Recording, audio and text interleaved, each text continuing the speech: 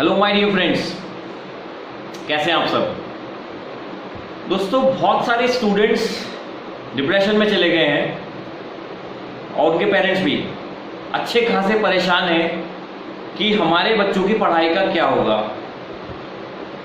तो मेरे पास एक बहुत आसान उपाय है जो आप सभी करें तो आपकी पढ़ाई का नुकसान तो होने वाला नहीं है। क्या है वो उपाय? वो उपाय बड़ा सिंपल सा है कि बच्चों, इस समय को जो आपको मिला है, जिसमें आप स्कूल नहीं जा पा रहे हैं, कोचिंग इंस्टीट्यूट्स नहीं जा पा रहे हैं, तो आपको लग रहा होगा कि आप असहाय हो गए हैं, पढ़ाई तो हो नहीं पा रही है, और अगर एग्जाम होंगे तो कैसे होंगे, हमारे करियर का क्या होगा। तो इसके बारे में आपको ज़्यादा सोचना ही नहीं है। मैं ये कहता हूँ कि आप इस समय को एक अपॉर्चुनिटी की तरह लो। अपॉर्चुनिटी कैसी है?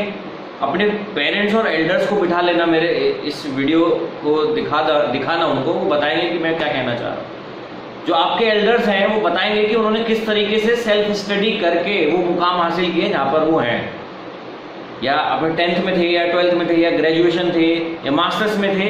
तो सेल्फ स्टडी की कितनी अहमियत रही है। ज़्यादातर पढ़ाई हम सभी ने इंडिया में खासकर सेल्फ स्टडी से ही करी है। बाहर तो कभी फॉरेन कंट्री में गया नहीं हूँ तो बता नहीं सकता हूँ कि वहाँ के लोग कैसे पढ़ाई करते हैं, पर इंडिया का तो आपको अच्छा खासा बता सकता हूँ कि self study is the best study, we know that. तो ये जो समय मिला है, ये खराब समय नहीं मिला है, ये आपको बहुत अच्छा समय मिला है। हाँ, इसमें मैं मानता हूँ कि आपकी जो अदर फिजिकल एक्टिविटीज़ हैं वो बंद हो गई हैं। अगर आप स्पोर्ट्स खेलना चाहते थे वो बंद हो गए हैं, मगर और जो इंडोर एक्टिविटीज़ हैं जो आप सीख सकते हैं घर में रह के, उसके लिए सबसे अच्छा समय मिला है। क्योंकि इतना समय हमारी जनरल लाइफ में होता नहीं है। इसमें आपको क्या करना है, आप अपनी सेल्फ स्टडी करिए। आपके पास बुक्स हैं, और मैं आपको बता रहा हूँ, जब हम कुछ भी सेल्फ स्टडी करते हैं, अपने आप को खुद से खुद सिखाते हैं, वो परमानेंट रहता है।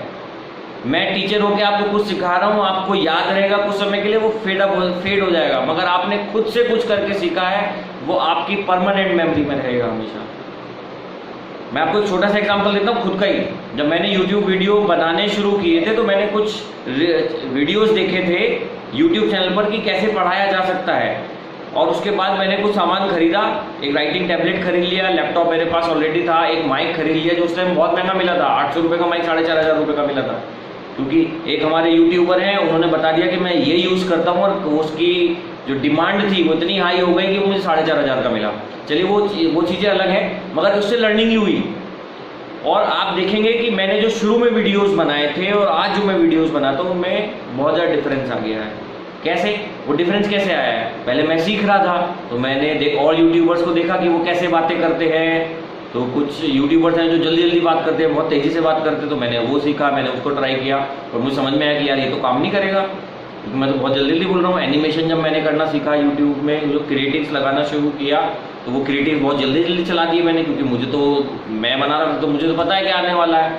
और जब मैंने उसको कुछ टाइम बाद देखा है तो काम ही नहीं कर रहा है, तो गलत बन गया, मेहनत बेकार हो गई।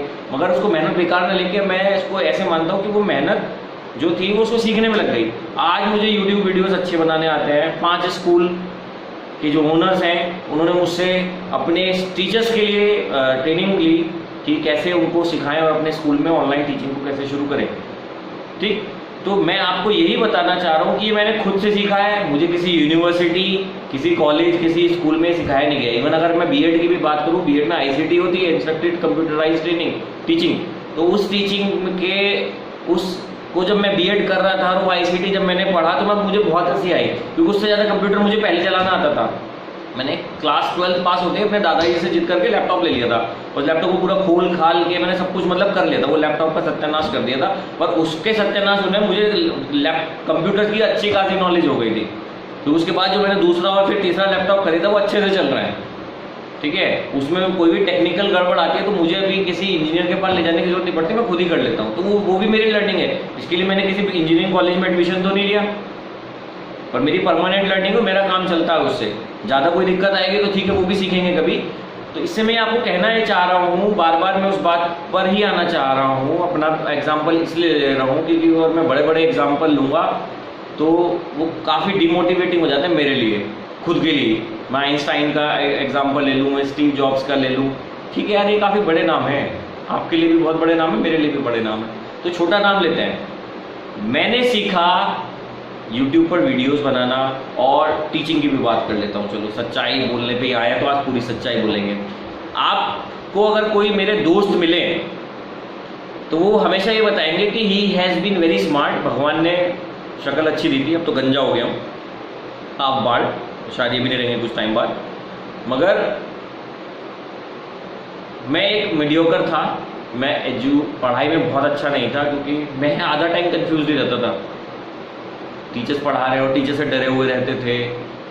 जब मैं इस प्रोफेशन में आया, मैं टीचिंग शुरू करी तो मुझे बड़ा मज़ा आया, अरे यार ये तो हम जानते हैं, तो ऐसे इसको ऐसे नहीं ऐसे सिखा सकते हैं, इसको ये समझ में नहीं आ रहा, इसको कुछ और टेक्निक से सिखाते हैं, कुछ और तिकड़म लगाते हैं, तो ऐसे करते करते हम टीचिंग सीख गए।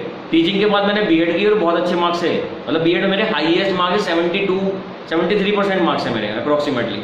तो वो मेरे किस वजह से आए, मैं टीचिंग को सीखा प्रैक्टिकली करके, और आज मैं आपको दावे के साथ कह सकता हूँ कि कहीं पर भी जाइए आप, जहाँ जहाँ मैंने पढ़ाया है, तो स्टूडेंट बोलते हैं कि मैं खराब टीचर था।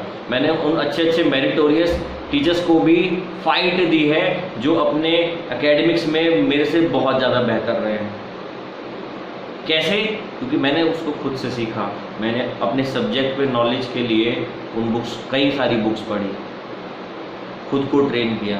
तो यही मैं आपको बता रहा हूँ, आपको खुद को ट्रेन करना है, self training is the best training. आपके पास बहुत अच्छा समय है, बुक्स उठाइए, अभी स्मार्टफोन भी सब पे अवेलेबल है, तो आप उस स्मार्टफोन का अच्छा इस्तेमाल कीजिए।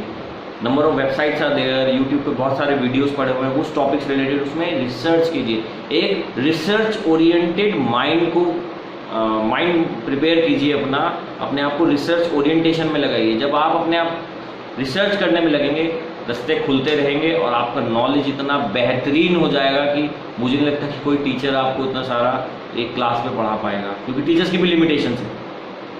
ठीक है, तो डीमोटिवेट होने की ज़रूरत नहीं है, मोटिवेशन रखिए अपने अंदर। ये बहुत अच्छा समय मिला है आपको सेल्फ स्टडी करके अपनी स्किल्स को इम्प्रूव करने का। बहुत सारी स्किल्स आप इम्प्रूव कर सकते हैं। अगर आपको पढ़ाई में इम्प्रूव करनी है तो वहाँ आप सब्जेक्ट नॉलेज बढ़ा सकते हैं अपना। लिखाई में करनी है तो अभी अच्छा समय है अपनी राइटिंग इम्प्रूव करने का, इससे ज़्यादा अच्छा समय मिलेगा नहीं। लिखो लिखो लिखो लिखो, लिखते लिखते राइटिंग अच्छी हो जाएगी। अगर आप सिंगिंग करना चाहते हैं तो करिए, घंटों रियाज करिए। ठीक है, घर वाले ही तो कह देंगे पागल है, सबके घर वालों ने कहा है, हमारे वालों ने भी कहा है, हमने बहुत सारी चीज़ें अपॉर्चुनिटी छोड़ के टीचिंग करी, हमें भी घर वालों ने पागल ही कहा था, ये तो पागल है, ये कुछ नहीं करेगा, सबको कहा है। ठीक है, और घर वाले आपको कहेंगे, और जो उस दिन तक पागल कहेंगे, पहले तो क्रिटिसाइज़ करेंगे, घर वाले ही सबसे अच्छे क्रिटिक्स होते हैं हमारे। जब तक करेंगे तब तक आप कुछ बढ़िया उखाड़ नहीं पाएंगे ज़िंदगी में। जब उखाड़ लोगे तब कहेंगे हाँ ये हमारा पागल है, इसने कुछ उखाड़ा ज़िंदगी में। ठीक है, तो अपने आप को डिमोटिवेट करने की ज़रूरत नहीं है। मैं पेरेंट्स से भी कहूँगा कि अपने बच्चों को डिमोटिवेट ना करके मोटिवेट करिए। उनको पढ़ने के लिए जो चीज़ें अवेलेबल हैं उनके साथ साथ थोड़ी शांति और प्रोत्साहन दीजिए कि वो अपनी पढ़ाई करें। गर्मी हो रही होगी तो जिन लोगों के पास गर्मी से निजात पाने का कोई साधन नहीं है, और आप थोड़े मेरी तरह वाले स्टूडेंट हैं जिन्हें गर्मी में वो कुछ नहीं कर पाते हैं, तो हम तो भैया रात्रिचर हैं, दिन भर सोते हैं, रात को अपना काम करते हैं। पढ़ाई करनी होती थी रात को पढ़ाई करते थे, क्योंकि टेम्परेचर थोड़ा डाउन होता है हमारे लेवल का, जिसमें हम काम कर सकते हो, शांति भी होती है। घर में ची ची चू चू पापा पू पू ये नहीं होता है। ठीक है, तो सबसे अच्छा समय मिला है दोस्तों, मेरे प्यारे बच्चों, इसको गंवाना नहीं है। कोरोना के नाम पे बहुत अच्छा समय मिला है, ये समय कोरोना काल है, बीत जाएगा, मगर इसके बाद जो आप निकल के आएंगे तो आप बहुत ज़्यादा स्किल्ड और टैलेंटेड हो सकते हैं, और आप किसी भी फील्ड में स्किल को सीख सकते हैं। इवन आउटडोर गेम्स, ठीक है, आप बाहर जाके नहीं सीख सकते, मगर अभी ऑब्जर्व कर सकते हैं आप। There ample videos on YouTube, जो अगर आप कोई आउटडोर गेम पसंद है, बैडमिंटन या, तो उनके जो बारीकियां हैं वो वहाँ से सीख सकते हैं। मैं आपको सचिन तेंदुलकर का ही एग्जांपल दूंगा, या जितने बहुत सारे और स्पोर्ट्समैन का भी दे सकता हूँ। सचिन तेंदुलकर के बारे में बताए तो मेरे फेवरेट हैं, मैं उनकी बहुत रिस्पेक्ट करता हूँ, उनसे काफ़ी मोटिवेटेड भी रहता हूँ मैं। तो सचिन तेंदुलकर अपने ही वीडियोस मैच के खुद देखते थे, उनमें वो अपनी गलतियां खुद से पकड़ते थे कि मैंने यार यहाँ पे ये गलती कर दी। हर मैच के बाद उनका ये होता था, और अपने भाई जो उनके बड़े भाई हैं अजीत, उनके साथ वो डिस्कशन करते थे कि इसको ऐसे नहीं, ऐसे खेलता तो शायद आउट नहीं होता है, यहाँ पर ये स्ट्रेटेजी फॉलो करते तो शायद बेहतर रिजल्ट आते। तो ऐसे ही आपको रिव्यू करके भी देखना है अपने आप को, अपनी एजुकेशन, अपनी ट्रेनिंग, अपनी स्किल्स के लिए जो आप काम कर रहे हैं उसको रिव्यू भी करते रहना है, उसमें और बेहतर होते जाना है। और बहुत अच्छा समय, मैं बार बार कह रहा हूँ, बहुत अच्छा समय मिला है, इसको यूटिलाइज़ कीजिए। डिमोटिवेट होने की बिल्कुल ज़रूरत नहीं है, क्योंकि इससे ज़्यादा अच्छा समय सेल्फ स्टडी के लिए दोबारा शायद ही आपको अपने जीवन काल में देखने को मिले। ठीक है दोस्तों, तो आपको वीडियो पसंद आया तो लाइक करें, शेयर करें, और आपने अगर अभी तक मेरे चैनल को सब्सक्राइब नहीं किया है तो उसको सब्सक्राइब करना नहीं भूलें। Thank you so much.